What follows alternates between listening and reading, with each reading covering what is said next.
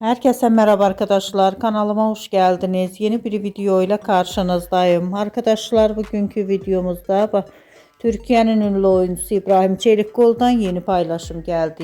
İbrahim Çelikkol'un çekildiği dizinin çekimlerine hazırlıklarından muhteşem görüntüleri sizler için YouTube kanalımda video halinde sunuyorum. Umarım beğenirsiniz. Arkadaşlar videomu beğendiyseniz kanalımı izlemeyi ve bildirim butonuna basmayı unutmayın. Şimdilik benden bu kadar olsun. Yeni videomuzda görüşmek üzere. Hoşça kalın.